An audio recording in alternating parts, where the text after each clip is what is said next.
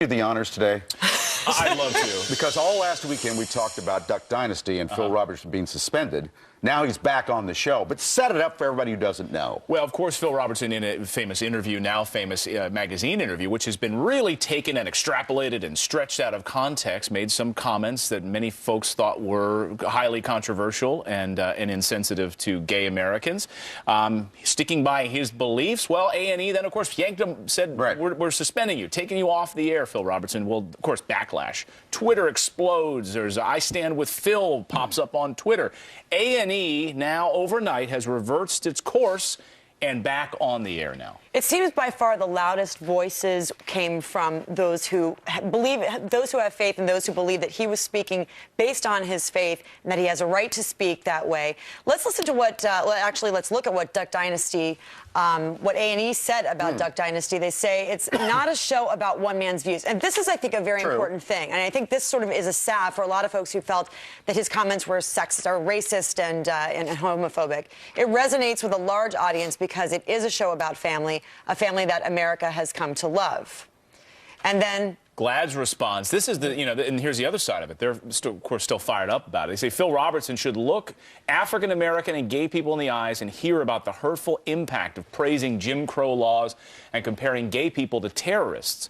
If dialogue with Phil is not part of the next steps, then A&E has chosen profits over African-American and gay people, especially its employees and viewers. There are a lot of people who are incredibly offended by his comments. A lot of people who are fans of the show, that like the show and that love the family, that maybe some people ended up watching it because they thought it would be another Honey Boo Boo, but the family turned out to be, very likable. And very relatable. Very relatable, very appealing. And so this is the kind of thing that really turned a lot of people off. The question is, will they have the ratings that they did? Will they fizzle out? I mean, this is something that, I think the ratings will go up. And, A&E... Immediately or for... Will they be able to see sustain? People never heard of it, too, right? People who never heard of Duck Dynasty are going to now watch. But people are allowed to have opinions. You're allowed to have opinions. Sure. And I think it's important that A&E brought them back. And this speaks to the bullying that was going on, right, with the sort of the Hollywood elite basically saying, if you don't like this person's opinions, you know what? It's capitalism. You don't have to watch this person on television. If there's a certain show you don't like, you don't have to watch them. So it's capitalism at play. Let the American people vote with their with their remote controls. The marketplace won again. If you don't like his comments, then don't watch the show. If you don't like Howard Stern, turn the radio off. But I'll tell you what, A&E, they suspended him, but then look what they did over Christmas. They had a marathon.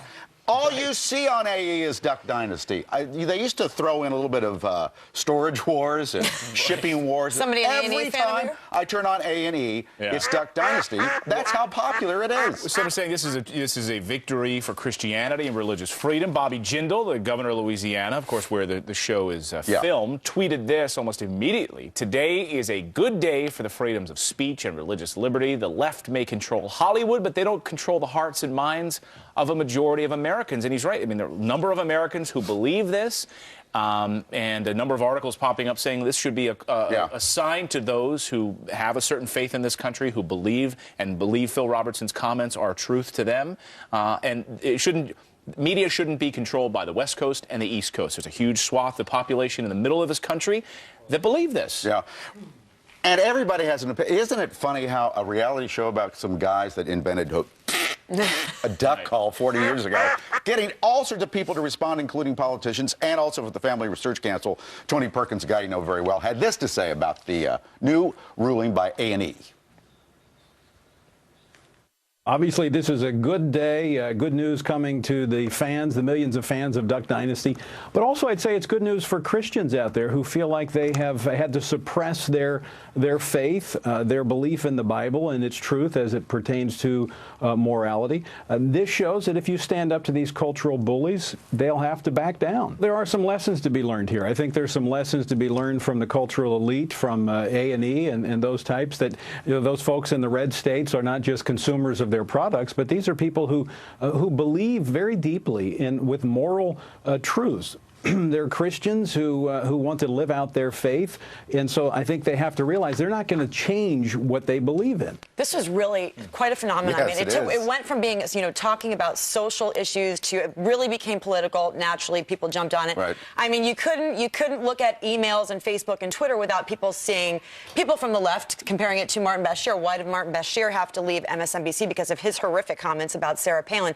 I mean, it definitely got people talking, and I think that's I think that's an interesting thing that happens when you're talking about a show on A&E, which is essentially a reality show about a family. Well, That's the kind of what the marketplace Robertson family said too. They're thrilled with the decision, of course, by A&E. And they had a great discussion with A&E, and they went back and forth over the Christmas holidays. So we'll have much more on this coming up here on the show. Let us know your thoughts this morning. Friends at FoxNews.com. You can weigh in on Facebook as well. FF Weekend there on Facebook. I was walking through Times Square, Clayton, on the way in today, and they're already setting up for the ball drop, right? Oh, yeah. Yeah. So I'm thinking about going again. Remember the last time you and I did it? We hosted it. It was like 12 degrees. It was horrific. It was 1 degree. Look at it out there. It's ridiculous. But yeah. I hear it's going to be cold again. Janice Well, yeah, Dean is sounds standing like by. Janice, how is our New Year's Eve shaping up? Cold. Not as cold.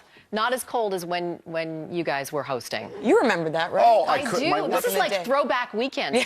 I'm just Exactly. so happy to be part of this weekend. And we are with you. so happy to have